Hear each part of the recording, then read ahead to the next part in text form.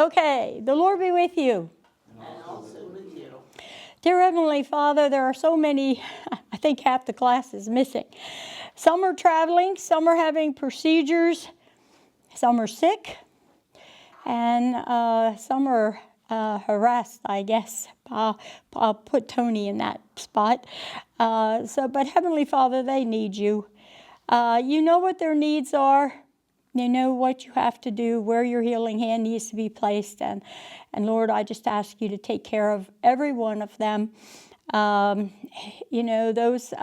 Betty's traveling, and she's in New York City. Please really be with her, because it can be a little dangerous up there, and in traveling too. So be with her and her group that's on a bus. And be with Vicki, who's having a procedure done. She didn't give me any particulars. I just know she's having it done today, probably this morning. So be with her and help her in any way she needs. And be with Tony. I know right now she's going through a very frustrating time, and she feels she's being rushed to prepare the house for when Bill can come home. So be with Bill too. He acknowledges he has 2 more weeks of rehab, so continue to keep your healing hand on him. Carol is also sick. She called in this morning to the church and said she wouldn't be here because she wasn't feeling well. So be with her, Lord, too, and help her in any way she needs. Heavenly Father, be with us today as we... Oh, I forgot. Maureen wasn't feeling good over the weekend, and she's still not. So be with her, too, and help her to... Oh, that's right. I'm sorry. Maureen's traveling, too. She's in Georgia. She's down there for a graduation of some sort, I think. But anyway, it doesn't matter. She's on the road, and just watch over her. But Heavenly Father, be with us here today, your Holy Spirit to work in and among us, for us to figure out what it is out of all this reading we had to do, what it is you want us to take out of it. Sometimes it's just one sentence, but hopefully we've all prepared and we can get on with the lesson. Heavenly Father, be with us as we travel home and for the rest of the week till we meet back together again on Sunday. I ask all of this in Jesus' name. Amen. I forgot. That fast, I forgot. She was in Georgia. She told me like 3 times. Huh? And Mickey? I'm not sure what's going on with Mickey. I'm assuming she's still sick because she hasn't been in church either. Not that I haven't seen her. Because she goes to the second service, but Carolyn reminded me again.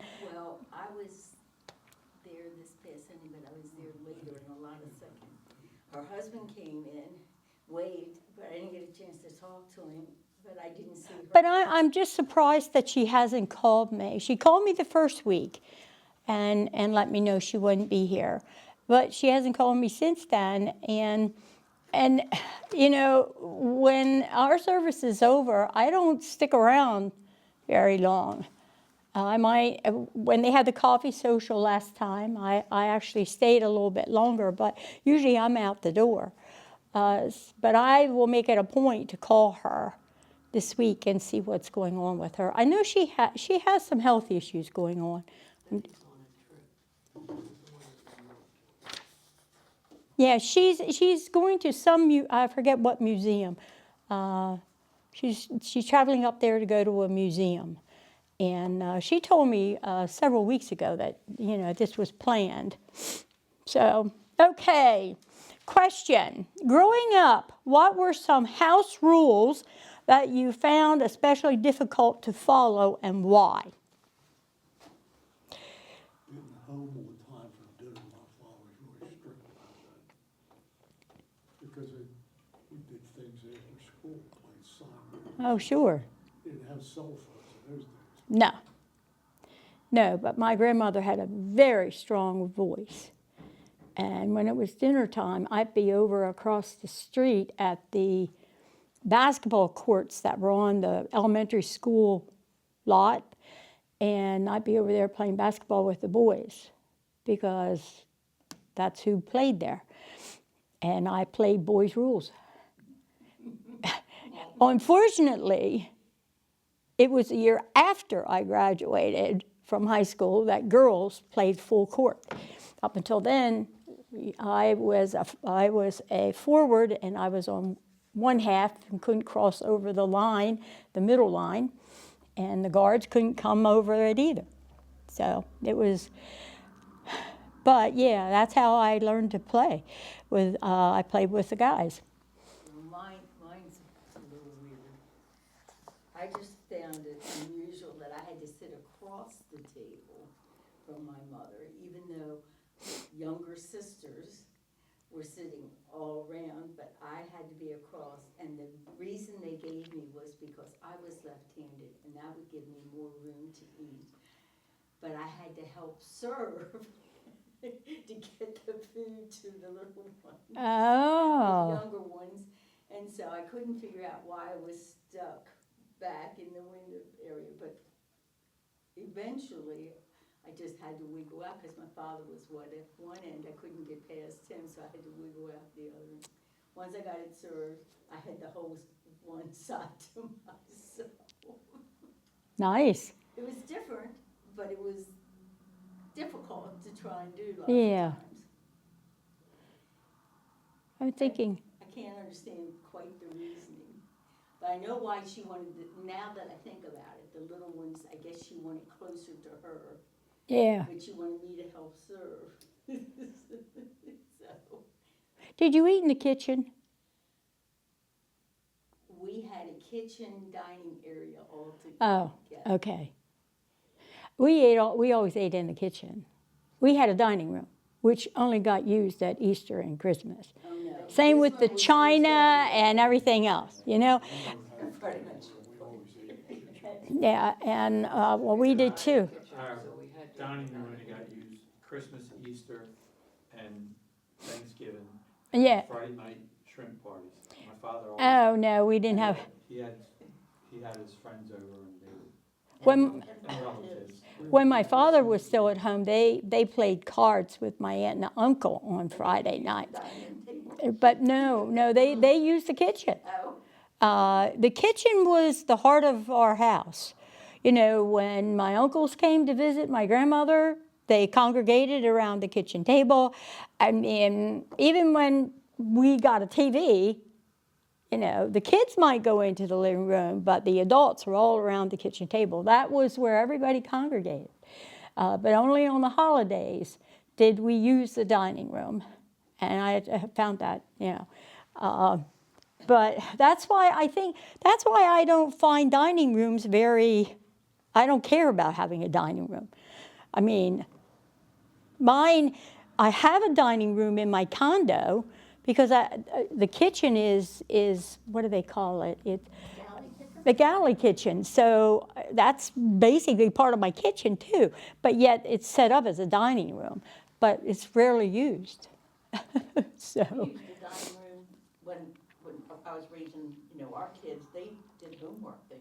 yes. Because we ate in the kitchen, but, We ate Well, in the kitchen, but the kids did homework. yeah, because then they could just get up and come to the table and still leave all their books and stuff all in. Well, I used the dining room table for homework and all that too, but there was always stuff on top of the table. You know, I mean, it was kind of like a landing place for a lot of stuff.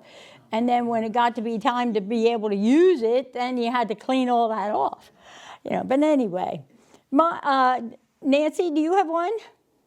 No? Yeah, I do. All right, I grew up in a little town called Tompkins, Virginia, on the Rappahannock River, if you know where that is. And Heard of it. Little town Urbana. Oh, I've heard of that. Yeah. So we just lived on the water. It was Mitchum's Creek, and it was on a peninsula. And my grandfather gave me a 16-foot skiff or a little rowboat. I could row. I could swim. I was allowed to play at the wharf and on kid with the wharf and Yeah. pier wharf way. grandmother said, I could go down there and play. All right, here's another thing. I had a wooden duck that you would pull in the water. Okay. You know, a decoy. I Okay. carried it everywhere. It had a string on it. It just was with me all the time. I have pictures. So, my grandmother said, you could get down here and play, but you had to stay tied to the wharf. The boat. Now, my grandfather ran fishing parties 2 times a day for the people in Richmond or come down to Balmer. Now, that leaves the little skiff there at the wharf where I could play with my duck in the water. The rule was you must stay tied to the wharf. Literally tied. Tied The to boat. the wharf. The boat. She's talking Yes. about the boat. It's a boat. Yeah. Because you could put an You're outboard motor not on it. tied. No. No, the boat. The boat is tied, but he got a kid that is used to swimming and rowing. But I had to be tied to this wharf. So that was a rule, and I hated it. Well, of course you did. I just hated it, and it was so dumb because if I can row the boat and I can swim, why are you making me tied to? That's her safety rules, not mine. And if I got my duck in the water, how can you move your duck around? Well, one day my grandfather had a shed with all the life preservers and everything for everybody, and I went in there and I grabbed all his rope. And I tied rope, rope. I know where she's going with And this. then I'm out there and I'm rowing away and I'm having a good time. But she's My tied. duck is just right there, and I'm good.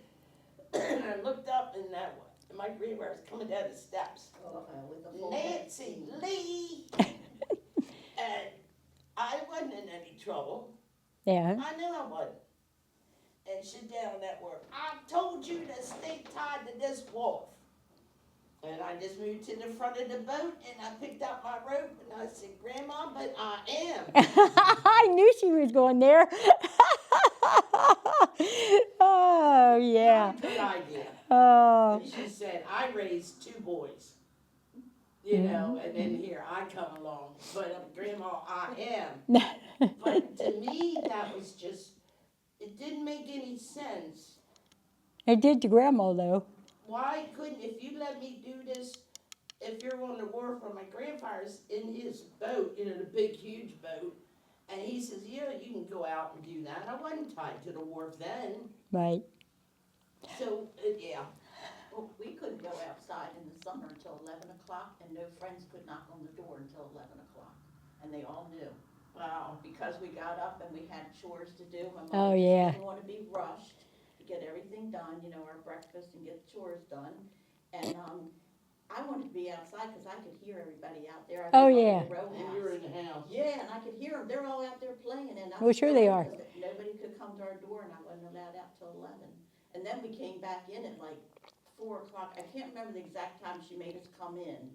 But we had lunch in between. But we had to come in, settle down, wash off, and be ready for dinner at 5:15.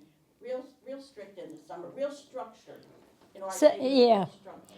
Well, so was mine. Mine goes along the same strains, is that I knew when I had to come in at the end of the day. That was as it's starting to get dark. I had to be in the house by dark. And so I could be playing anywhere in the neighborhood. But I always got called for dinner and or lunch, you know. And so I always had to be around. I had to stay on the playground. It was an elementary school right across the street from us, and it had this huge playground and parking lot. Well, the parking lot wasn't used during the summer. You know, so we would ride our bikes and play basketball. It was a full basketball court. And when I was playing basketball, I was always playing basketball with the guys.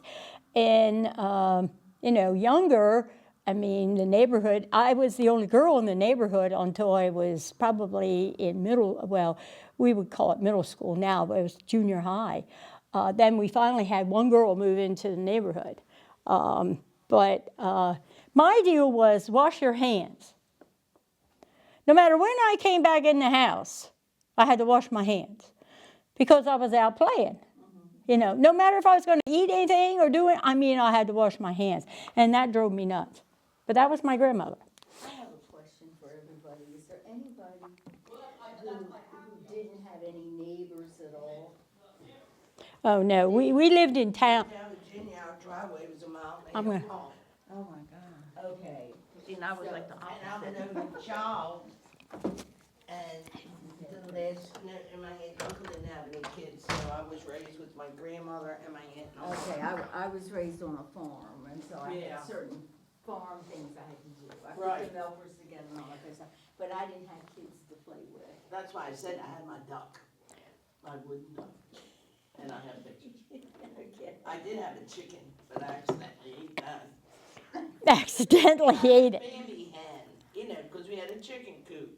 Yeah. And entered, all right, I was in Virginia in the summer, and then my parents would take me back in the winter for school, then back down. And after I ate, I was allowed to go and get my baby hen, and I put doll dresses on her, Oh, my. you know, and carry her around. And then one day, we had dinner, and I went back out to the chicken coop, and I came in hollering at my grandmother, I can't find my baby hen. And my grandma hollers, Jensen, what chicken did you kill for dinner? Uh-uh. Jeez. I ate my own chicken. Uh-huh. Okay. Yes, it was always good, especially with the corn cob. I have it all written down for my kids. If you look down in the context, it's the second paragraph, that first line there. It says, in this lesson we will examine how the need to maintain holiness, a separation unto the Lord and from surrounding nations, impacted the everyday lives of God's people. And that was important. That's the whole deal. That's why they had all these rules, was so they were different. So I'm going to read from my notes because there's just too much other stuff there. The Lord spoke to Moses and Aaron, and he gave them instructions. This is chapter 11, and I'll let you know when I move into the next chapter. And this is called clean and unclean foods. And so, but he gave them instructions on what he labeled clean and unclean. Why? Well, I thought there were two reasons. One was some of them weren't sanitary, but also to keep the separateness from the neighbors who were eating the other things. And The pagans. Yeah, that's the big deal. Yeah. Well, and the unclean were unholy. I mean, so, you know, clean means acceptable to God, while unclean means unacceptable. Unacceptable. Because Oh. the guy I was doing it with, he kept saying kosher, so okay, that's where that word came from. Okay, what animals could Israel eat? After the flood, God gave specific permission to eat meat. Before that, they were vegetarians. Did you know that? Yeah.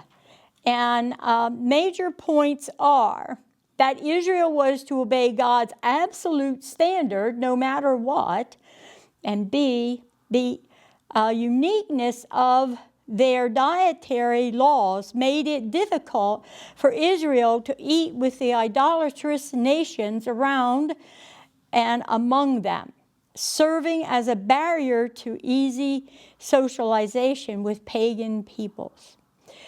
Okay, I have a list of clean animals, and I have a list of unclean, and I'll read them to you. The clean animals, any animal that has a split hoof completely divided and that chews its cud. Animals living in the water of seas and streams must have fins and scales. And winged creatures that walk on all fours you may eat. For instance, locusts. Unclean animals. There's a longer list of them. Camel. It chews its cud, but it doesn't have a split hoof. And I'm not sure what kind of animal this is, but it was in the Bible. Coney, C-O-N-E-Y. It chews, but no split hoof. Rabbit. Chews cud, no split hoof. Pig.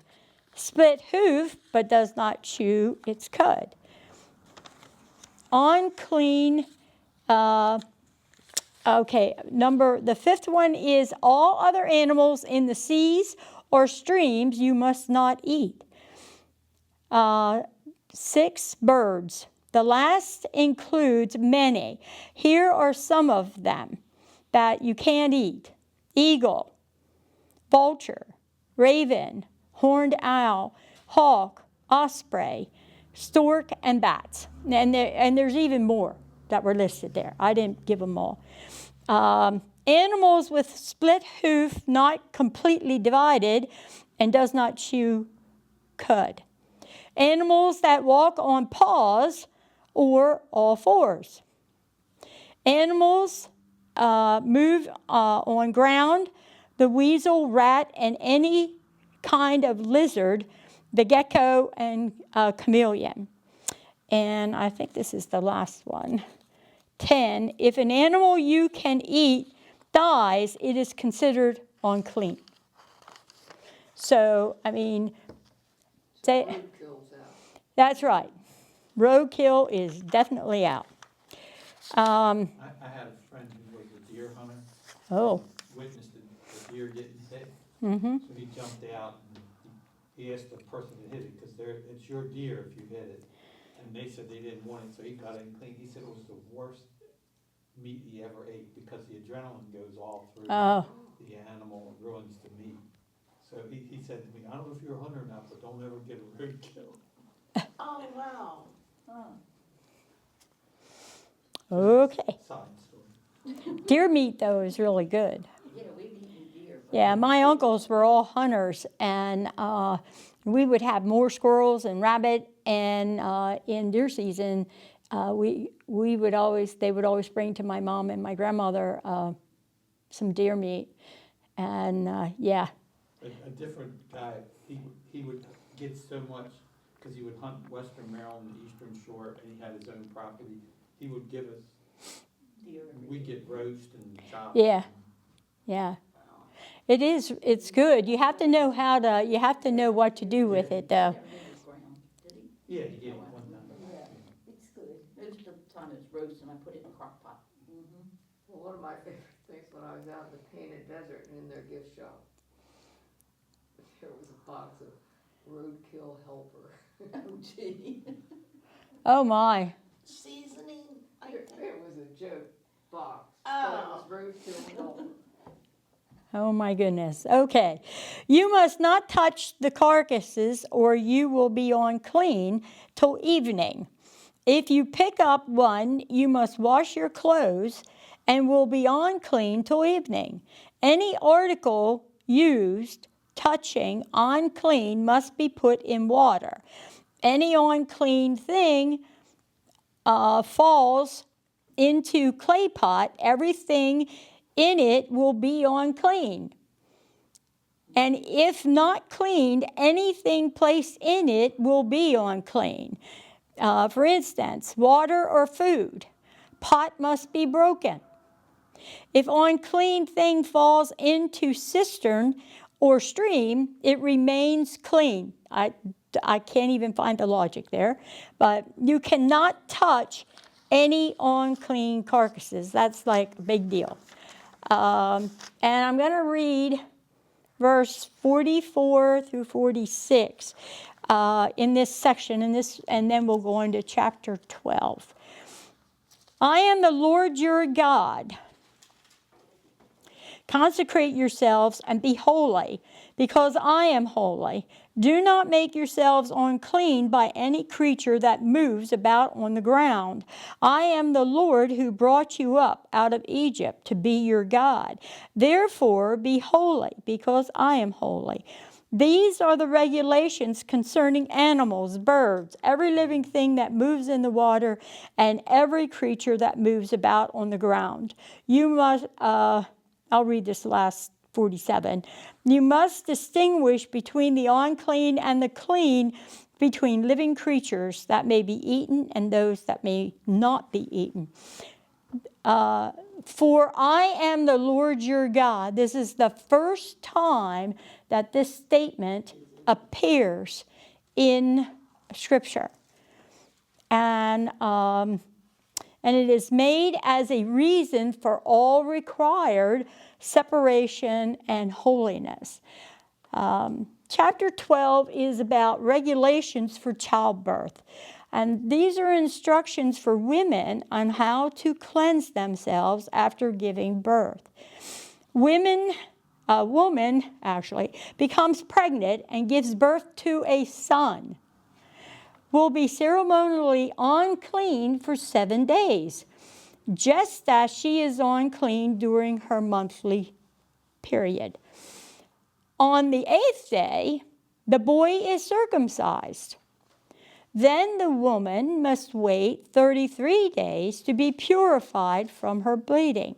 She must not touch anything sacred or go to the sanctuary until the days of her purification are over. Now, if she has a daughter, the woman will be unclean for 2 weeks. Then she must wait 66 days to be purified for her bleeding. When I read that, I read it again and I said, boy, what a punishment to have a girl. Everything's doubled. Yeah. What if you have twins? Oh, my word. I don't know. They don't address that. I wonder who was raising the child while she had to go through all this. I guess the baby was with her. She can still take care of the Maintain the child. household. Yeah. She can maintain the household. Did But you I'm ever thinking find, he's actually blocked her. When she has a girl, she can't go to be with any religious stuff or anything for 2 months. Well, more than 2 months. Yeah, more than 2 months. did you ever find a reason? Because No. I haven't. I still, I haven't either, and I to me, it's a punishment because she had a girl. Because boys are valued. I mean, girls aren't. I mean, in that time. Now, after days of purification are over, she is to bring to the priest at the entrance of tent of meeting a 1-year-old lamb for a burnt offering and a young pigeon or dove for a sin offering. The priest will offer them to the Lord to make atonement for her, and then she will be ceremonially clean from her flow of blood. And that applies to whether it's a boy or a girl, okay? But I thought that was all pretty interesting, that he would even address that. But, And the commentary doesn't address it either. oh, downstairs? I mean, down below? No, I To see noticed if I that can even find though- it. But see, I always have my commentary. My big, Right. Boys, that's big. I got me one of them. oh yeah, but mine is a whole series. I have, my books have like 3 or 4 books in it, books of the Bible in it. Yeah, I was a gift from, well, the first 2 books of each testament were given to me by my kids, and the rest were given to me by my church that I did my internship at. If we could look at this as, it's actually a little extra vacation for the woman. Yeah, yeah, right. But she's still doing everything she's supposed to, but she just can't be outside the tent. Can't go to the religious stuff. Yeah, she can't do anything. Can't shop, Right. everything. So, chapter 13, regulations for disease. This was rather interesting. Instructions for identifying when a person had become unclean because of physical condition and how that person could become ritually clean again. When anyone has a swelling, rash, or a bright spot, which is inflammation, on his skin, he must be brought to Aaron, the priest, or one of his sons that is a priest.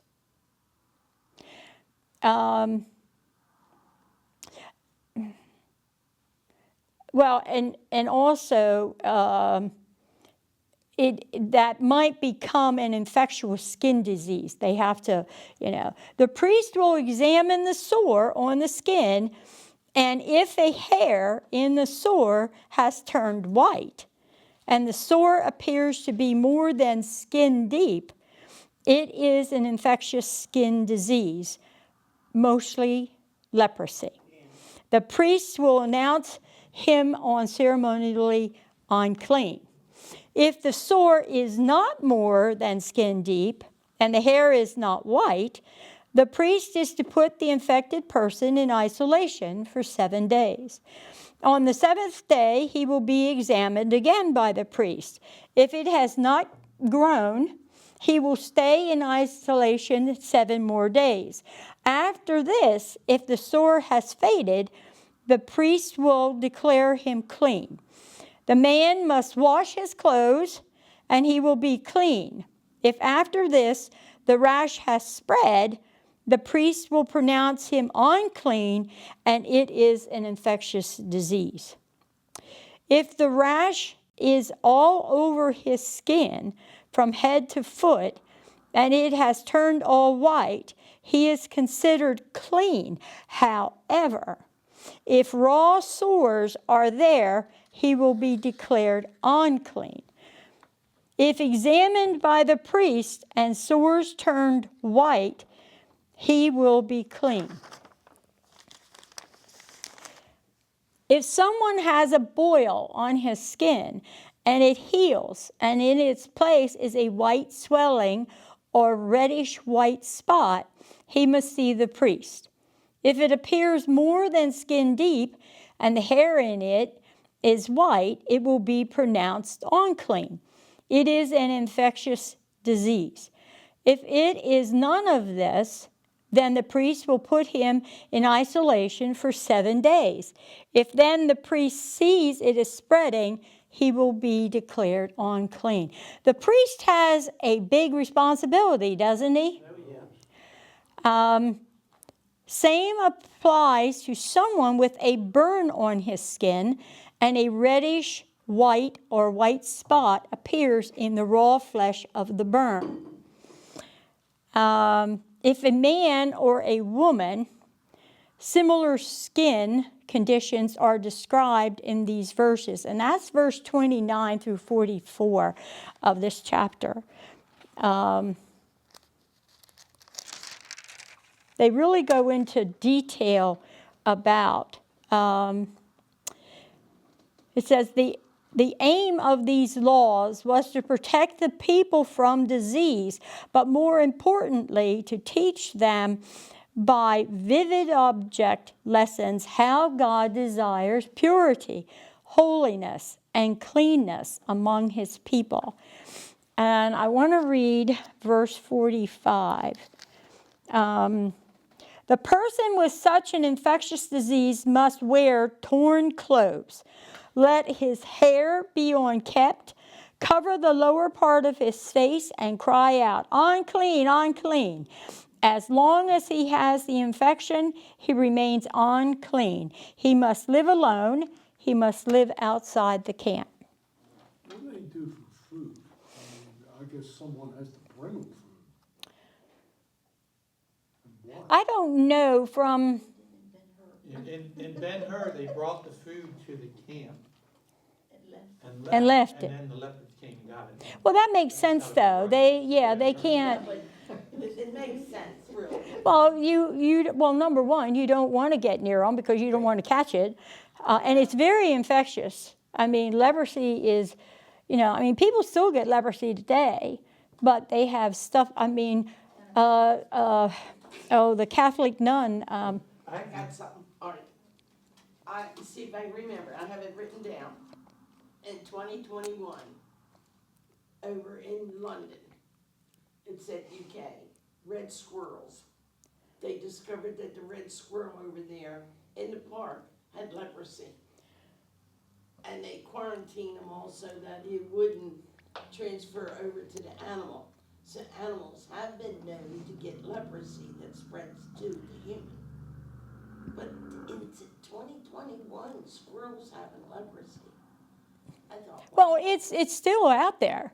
You know, but It's curable. it was called, No, red yes. squirrels in London Park.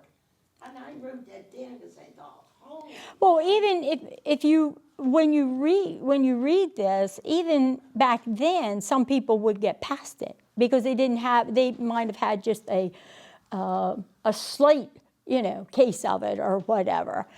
Because after so many days of going through isolation and all that, the priest had to check them out again, and then they would be gone. Then they would be clean again. Maybe it wasn't really leprosy. Well, and that's it too, But to them, I think the infectious disease was always leprosy. You know what I picture all these people with these spots on their skin, standing in this long line waiting to see the priest, and they're all just exchanging Oh. germs. Yeah. It's like, how did they, you don't get appointments, so people were lined up. Well, but you also have to understand that the There's two sons 2.5 were. million people in that camp. I know they have goats. Did they make soap out of goat milk? They had to have something for hygiene to wash themselves. Yeah, but they, no. But not only that, but you got to figure out their cleanliness isn't what we have today. Yeah, and then it said their clothes were contaminated with. This is my point, and I know, we were at Colonial Williamsburg in the apothecary, and some lady said to the interpreters are playing, and said, what do you do if someone's infected with something?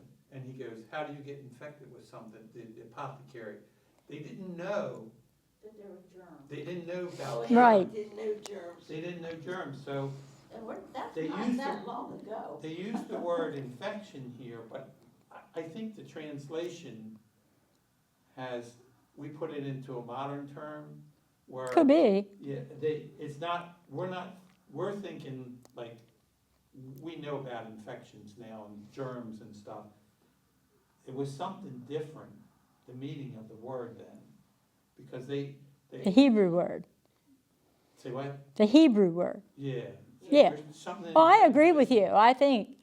Because they, well, yeah, God made them Well, aware that this was not good.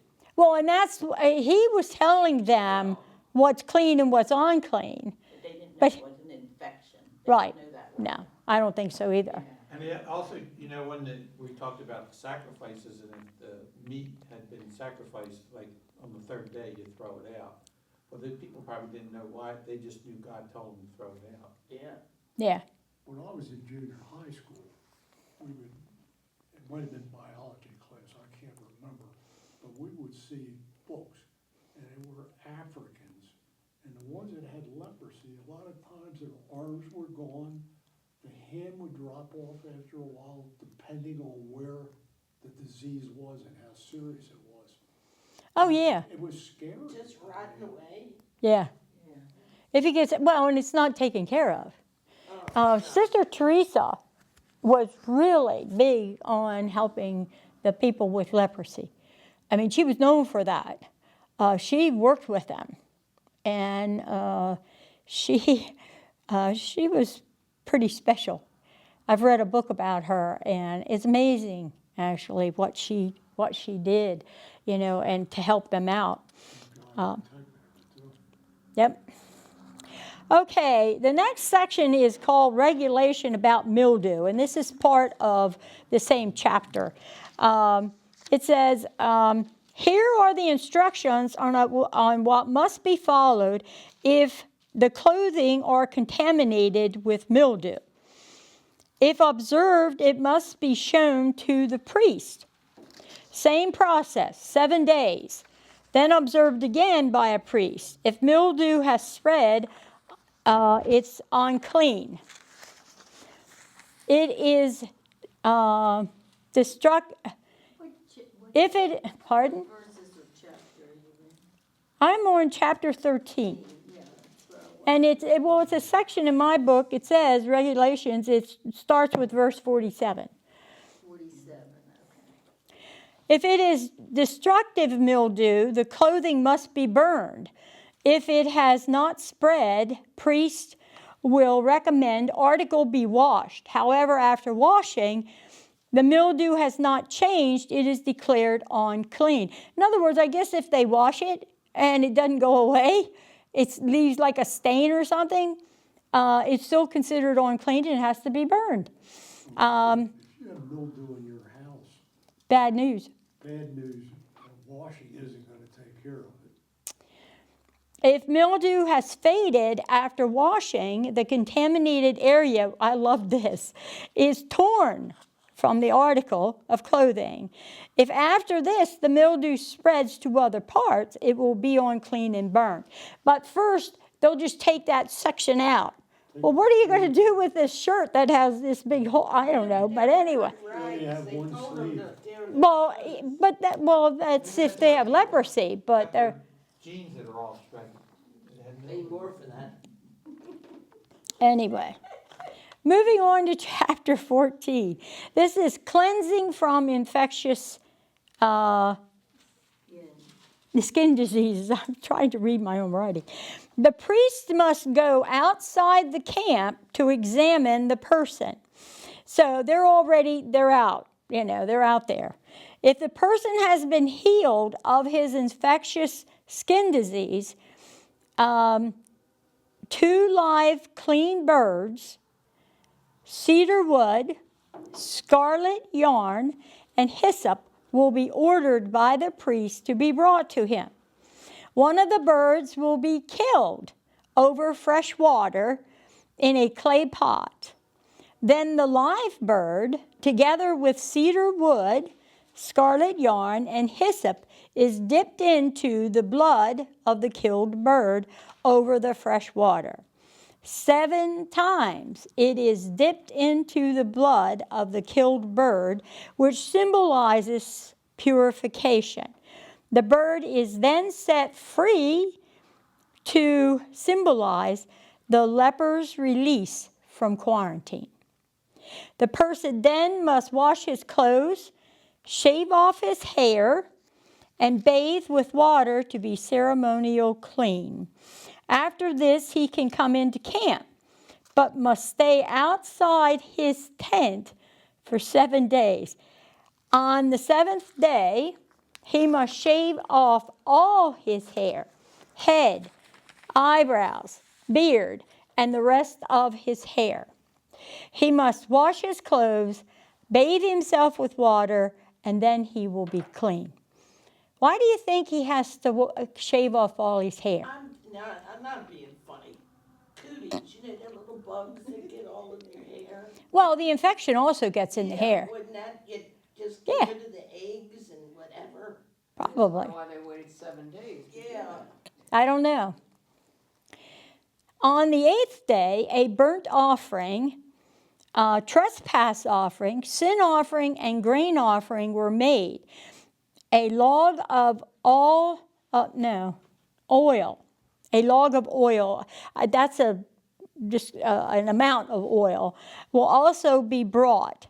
With the oil left after offerings are made, the priest will put oil in his palm, and with his finger dipped in the oil, put on the one being cleansed right earlobe, on the thumb of the right hand, and on the right big toe, on the big toe of the right foot, and on the top of the blood of the guilt offering. The balance of the oil will be put on the head of the man to be cleansed, and make a atonement for him before the Lord. Now, that's olive oil, right? First off, what is the, I saw a correlation with something here, and I wanted to know if you guys picked it up. When he dips the oil, he puts it on the person. Now, it's not necessarily, I'm thinking that it's put on the earlobe and all of that. But where else in our religious ceremonies do we use an oil? It's put on the right thumb. And that, like Pastor Paul, many years ago, we were studying the book of Revelation in the old sanctuary, and he came with olive oil and put a cross on all our foreheads. Okay. But I'm thinking of something that's done within the church worship service, and it's not done every Sunday. After baptism, they put the sign on the cross. Yes, that's one of the things I'm thinking about. But what just happened? Ash Wednesday. Yeah. Yeah. But they used ashes there, but they were made with ashes from crosses and palms, and oil is in there. But yeah, the little, if you ever see the setup for baptism, there's a little tin canister. It's about that high and it's about that big, but they'll take the lid off of it, and it's a solid thing, but you rub your thumb over it. And that's what he uses. But they always use their thumb. And Even if they're left-handed, they have to use right hand. I think so. That's the whole thing. The right hand. Why the right? That's another thing. Why is everything on the right? Why do they worry about putting it on the right earlobe? That's where Jesus said. Jesus was on the right hand of God. Very good. Yes. Okay.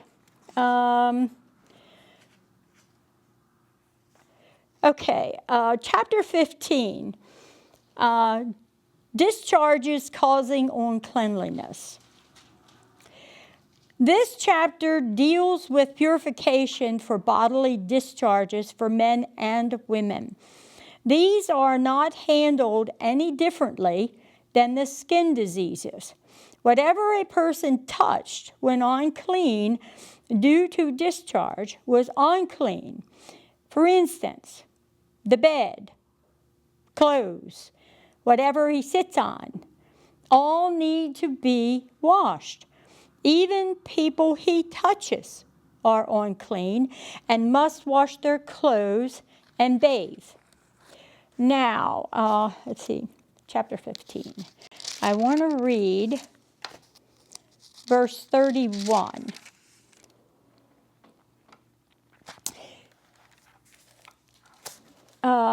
You must keep the Israelites separate from things that make them unclean, so they will not die in their uncleanness for defiling my dwelling place, which is among you.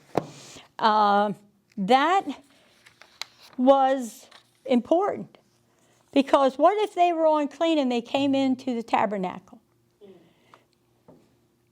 So that's the last verse in that chapter. And the next chapter we're going to look at is the last one, and it's chapter 16. And it's the Day of Atonement. Instructions on how the Israelites should observe this high holy day each year. The Day of Atonement is not mentioned in Exodus 23, 14 through 17, and 34, 18 through 23, nor does it appear in Deuteronomy 16, verses 1 through 16. These places mention only the three so-called pilgrimage festivals, when the males of all Israel were to assemble before the tabernacle. The Day of Atonement was not such a pilgrimage festival. The ordinary Israelite remained at home, and the priests carried out the ritual.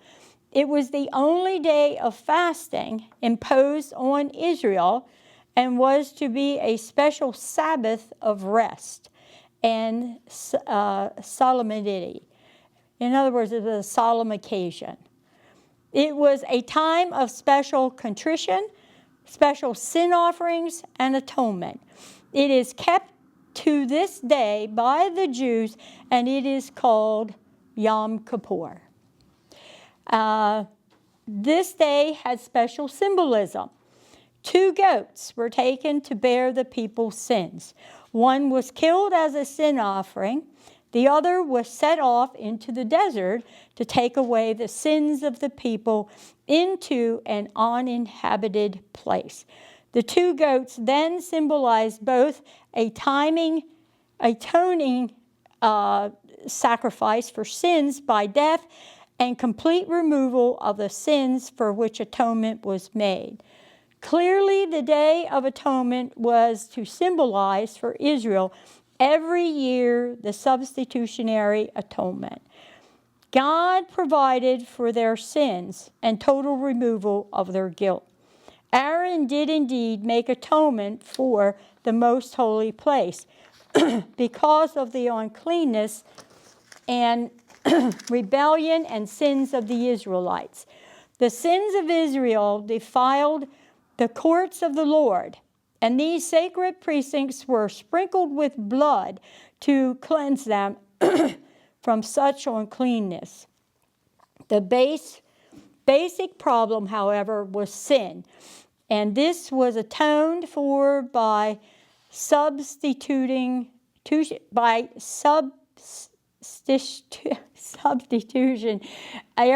sacrifice, Christ's atoning death. So, now, let's go to the questions. I think looking at it, the thing that we need to remember the most about all of this is that why he did it. And he did it to make them different. Different from the pagans that lived among them and next door to them. And that way they would stay clear of each other. But we know that that didn't always work. Okay, why was God so particular about the minute details of his people's lives, like the kinds of food they could eat?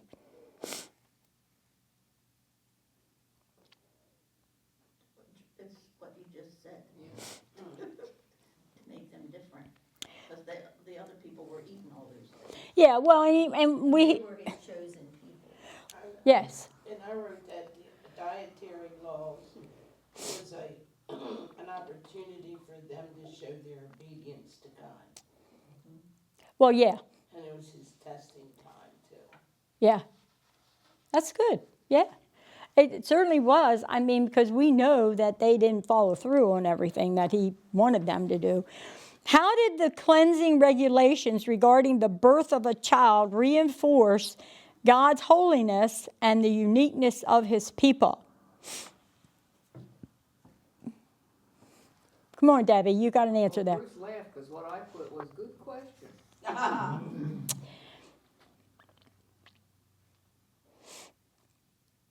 Somebody.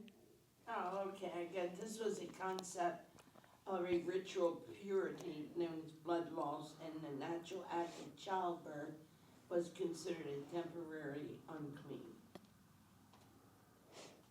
And I put, unclean did not mean sinful or dirty.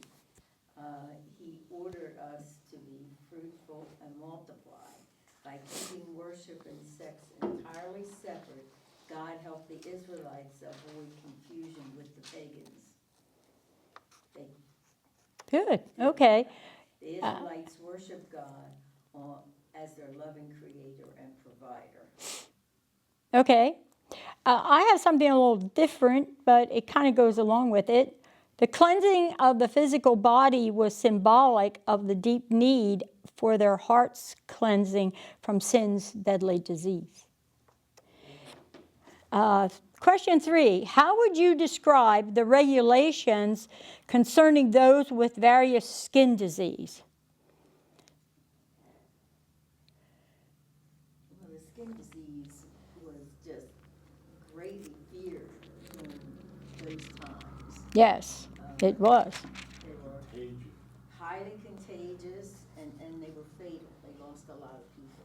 Yeah. So people with They skin, knew, I'm sorry, they knew they were going to be separated from the right. They were separated from families and friends and confined outside the camp. So, and then I put the priests were totally responsible for them. Well, yeah, because, well, I mean, each person knew they had to go to a priest. Well, what if they didn't?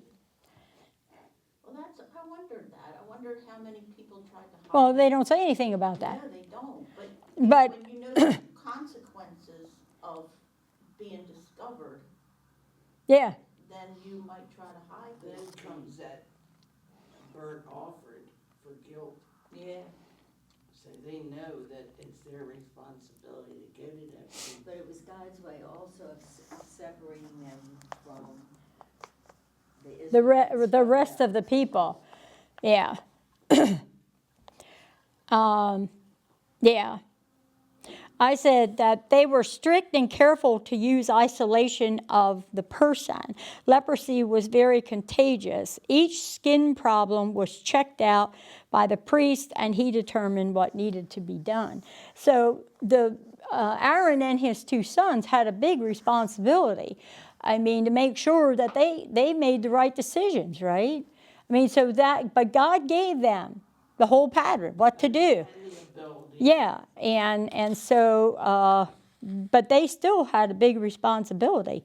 But in my book, it said it was a good illustration of sin Mm-hmm. because it is contagious and destructive and leads to separation. Yeah, good point. Do you think God was protecting the priests from all these contagious diseases that are coming before them? I think so. I would think so. Otherwise, yeah. But God had to plant that in their head. They couldn't remember. A normal person couldn't remember all that they had to do and all the burnt offerings and, Keep it all straight. don't you agree? I mean, I didn't really think about that. I did. I did it too. Yeah. We had a discussion. Yeah. We can't even what remember socks air I put on tags. in the morning. Well, when you were working, you knew all the particulars of your job, and it might have been a very, Well, that was a main job for them. I mean, can you imagine? I mean, how many people did you say? It was 2.5 million people. I mean, Israelites, I mean, it wasn't just like a group of even 500 people. I mean, it was huge. And so, I mean, that was probably all they ever did other than on Sabbath, I mean, they probably, like, just had this line out the door. I mean, I can't even imagine. I try to picture all of this in, Yeah, like, and the modern, movie things. like how it would be here. but on the other hand, they didn't have these distractions. They didn't have television, they didn't have radio, they didn't have Right. Just lived Yeah, in but they their had to little work so bubble. hard to survive. Yeah. Well, that was it. They didn't have redners where they can go and buy their meat, Right. Right. They had, That's what's- farmers can tell That's you. why I asked, they still had water, they had to have used the a lot of goats, it. they probably did make soap. And that hyssop plant with the blood, I found that was a major herb Yeah. they would cook with. So they had a lifestyle, but nothing that I don't think we could imagine.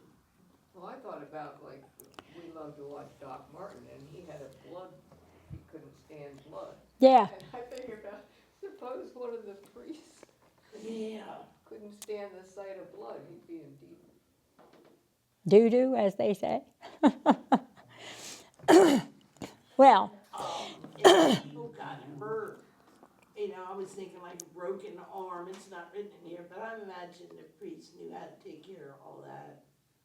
Like if they fell and broke their arm or cut their hand or. Put in a What I don't CD. know. I don't know. They don't, I mean, we haven't seen anything about that. But what I don't understand is all this that we're reading now, and I have a lot of relatives, and the older ones are still very opposed to the Jewish people. They don't really think that they went through anything bad or anything.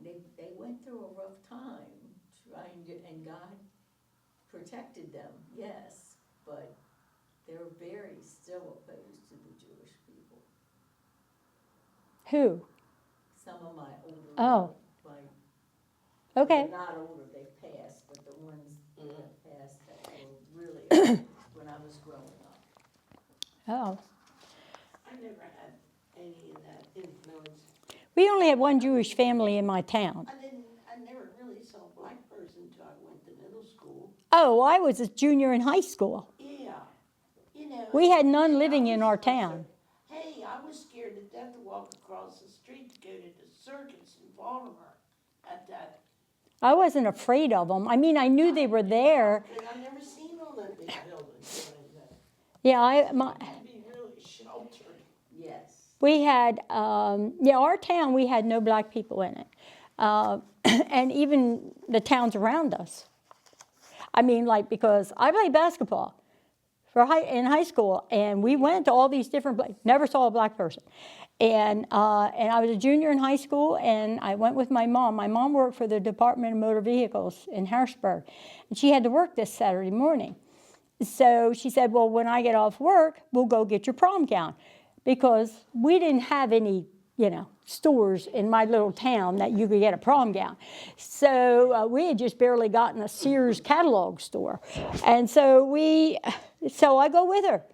Well, you know how some offices, they butt up desks, one sits over here and one, and so they were facing each other and they could talk to each other. Well, the lady whose desk butted up to my mom's was a black woman.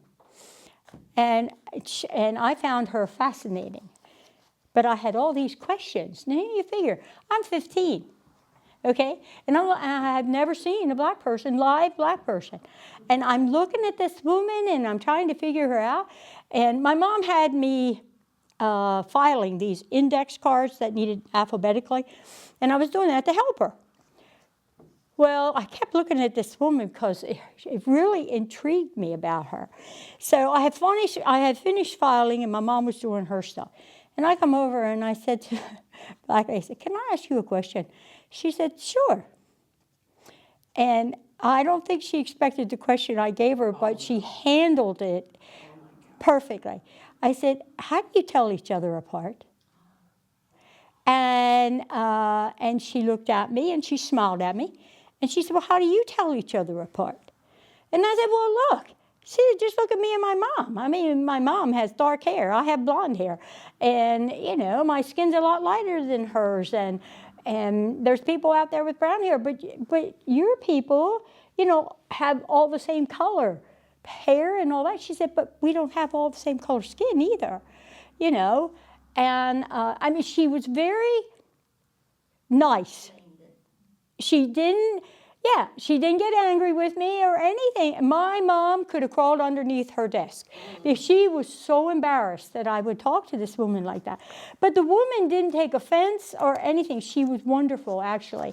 And I said to her, well, I'm sorry. I said, it's just that I've never seen a black person before. And I was just curious. And You probably didn't use the word black, you probably said colored. Yeah. I don't know. You say black. Yeah, that's not a word from the 60s. But she was so kind about it and everything. And my mom was so embarrassed. Oh my word! And my mom gives me another stack of cards to file, right? So I'm over at the file cabinets, and my mom apologized. She said, "Don't you even think about doing that." She said, "Your young lady was being honest, and she wasn't being nasty, and she was curious." And she said, I gave her an answer, and she's happy now. And you know what? For the longest time, even after that, I had never seen another black person. We still don't have any black people in my hometown. In response to you, I was around black people all the as time their because they atmosphere, worked on the farm. Whatever. Oh, yeah. Groups that worked on the They farm. breathed it in And the and younger accepted it. kids that matched up with me, they would go to the black school. Well, see, we didn't have that in our area. Yeah, but we did. Because a lot of Eventually- farmers were on all the different farms, and so they would go to the black school, and then I walked to the white school. Eventually, we got an orphanage in the town next to us. Is that Pennsylvania? Yeah. Where are you? Okay. It was outside of Halifax, which was Across from Liverpool. yeah, we were across from Liverpool. The ferry, did you ever take the ferry? No. The ferry boat? On our way up to see our son Yeah. at his house in Lock Haven. Yep. We have to go like right through her area. I always look Yeah, for I the used to Beatles, have to but I go never up there see to them. a juice factory. The what? to pick up The Beatles. Oh. Liverpool. Yeah, no. Yeah, but we have I mean, our little town was in the history books because of the ferry. It was the only place between Sunbury and Harrisburg for the longest time that you could cross in the middle. And it was the ferry. And we would take the ferry. We were on the Susquehanna River. And it was very wide, not deep all the time, but it was very wide. But on the other side where the ferry docked was a beach. And so in the summertime, we kids would get on the ferry and go across over to the beach. But yeah, it's still a very pretty little town, and it's still, I mean, the town itself has spread out a little more, but it really hasn't changed. But anyway, question 4. Never tell you that she worked across from a black woman? No. So that was a shock to your system walking in. Well, yeah, I mean, I knew about them. I mean, I mean, come on. I looked at the geographic book, the magazine. You would see pictures of them. And we didn't have a TV till I was a junior in high school. So, I mean, you would see them on TV, but I never saw one. I lived in the city, I saw black people all my life. Well, I lived in a very small town. Yeah, I grew up It in was like Baltimore City. And see, and then we had a neighbor across the street that moved here from Salt Lake, and we had a black family on our block, and she just was like, couldn't believe it. Yeah. Because that wasn't happening when she was growing up in Salt Lake City. It was just so different to her. Yeah. It's only Well, 2 times we do it. but I anyway. was probably only out of Baltimore 2 times when I was 12. Anyway, question 4, how would the physical medical regulations provided in Leviticus 12 through 15 have benefited Israel as a community? How did it help them? Well, it kept them from a plague-like situation. Right? And to prevent the spread of a communicable disease. Mm-hmm. I was wondering if they had, like, did they keep records and stuff? No, I can't imagine that they did. You know, I really like a don't. scribe or anything. I mean, I don't see them keeping records of the illnesses. I mean, they kept records of a lot of things, but I don't think they did that. I mean, I could very well be wrong. I mean, otherwise, why would this be in Scripture? In such great detail. But this is God's direction. Yeah. That's why it's there. But, I mean, obviously, they had an issue, but I don't know. Put it in here. Yeah. Well, they wouldn't put it right. Okay, exploring the meaning. I put that they actually saved the Israelites, and so they had these regulations that they had were intended to mark the Israelites as different from the wicked people that lived. Well, yeah. Well, and that's true. That's true. But it also, within the community itself, it saved them from outbreaks. I mean, where, Yeah, there we go. yeah. I mean, so, and that was probably more important than anything. Because when you have people in a big group like that, I mean, a contagious disease is going to go like wildfire. Like measles. Yeah. So I said I didn't realize that animals could get leprosy. You know, I didn't know that either. until I came across that. And I didn't realize that measles was the most contagious disease, they're saying.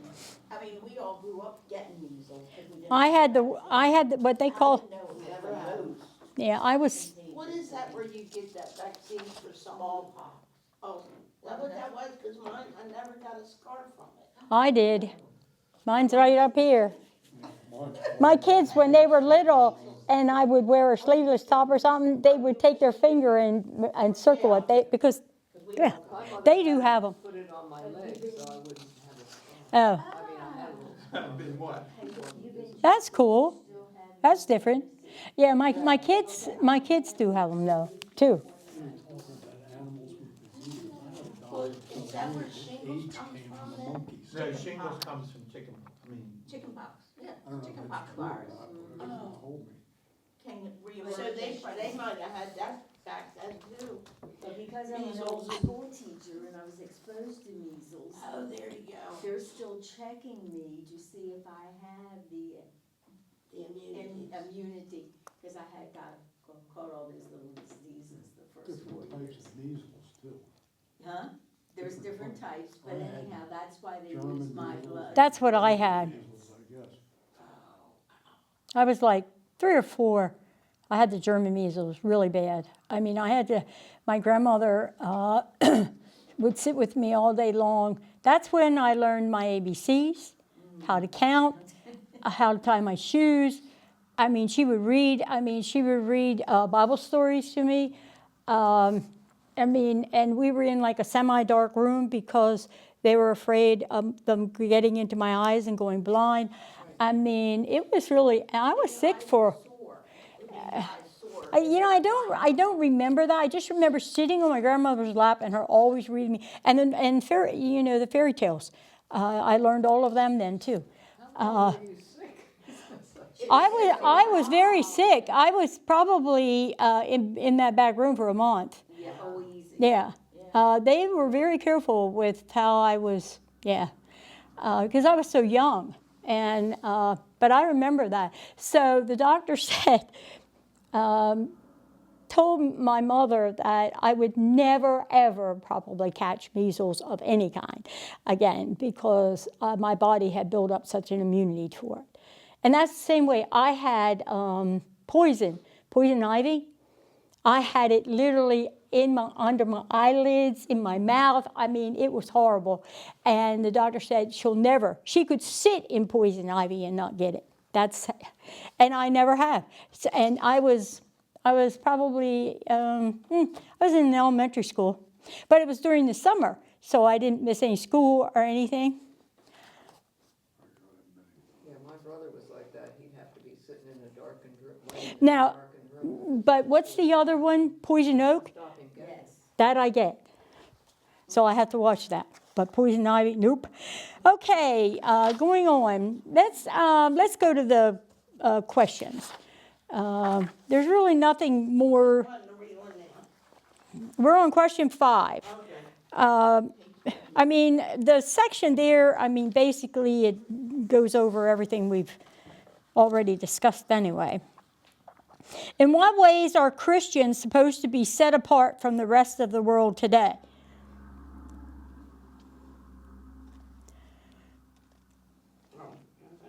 When a person places his faith in Jesus, they have a different view about the whole meaning of life, and they are separated by the world values.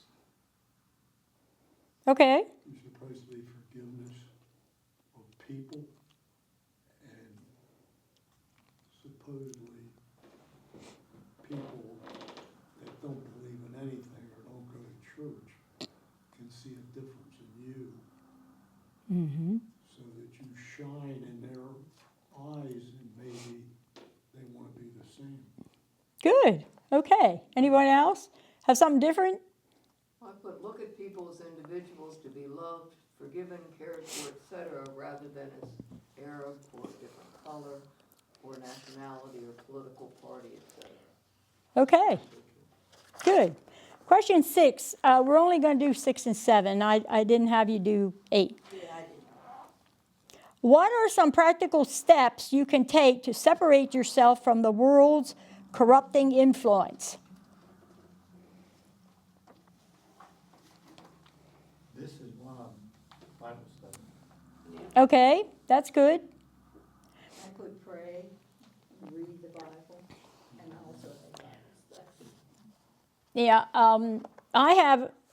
I have don't do something because everyone else is doing it, I got that. because it could be wrong. I That's put what it- my father told me. Yeah. Right, they Just got ask- because that. they're jumping off the roof, you don't have to jump Have off to. the roof. That's And right. always ask yourself, That's a good- is this what God would do? Yeah, Stay away from some TV shows, internet sites.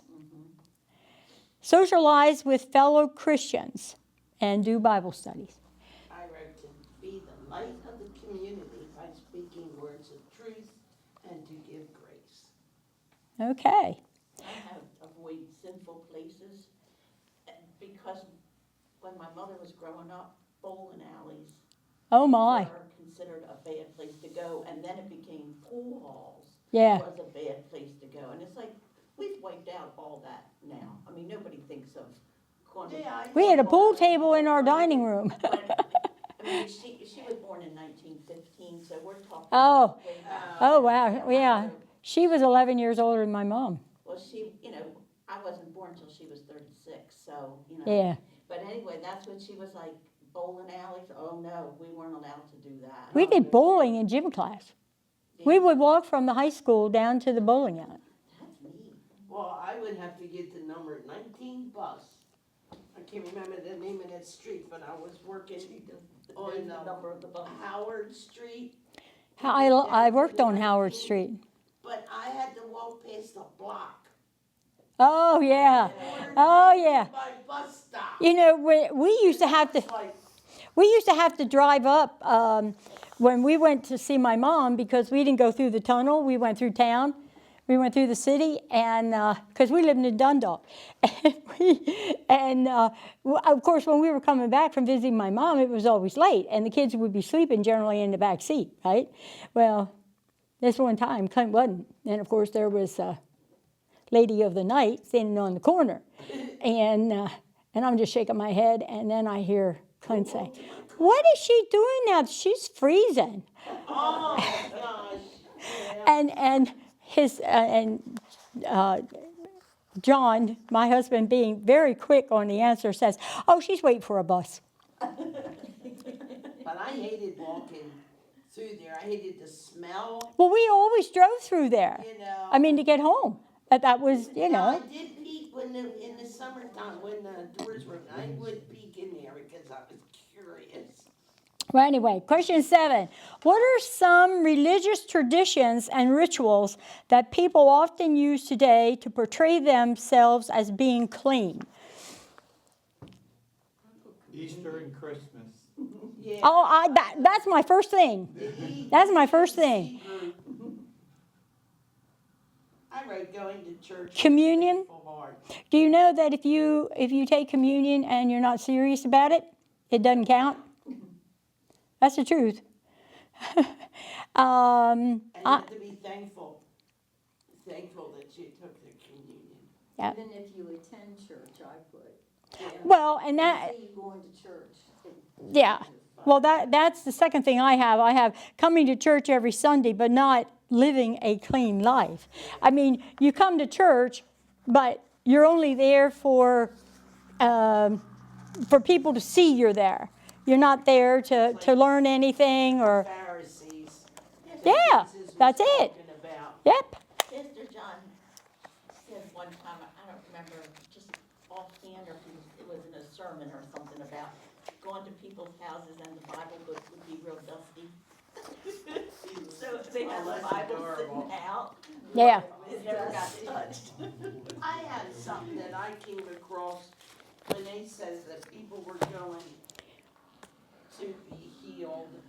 And I think it's Luke 5. I can't come up with where Jesus healed Wow, we the finished. leper, and he said. We got "Go to the 3 minutes. priest."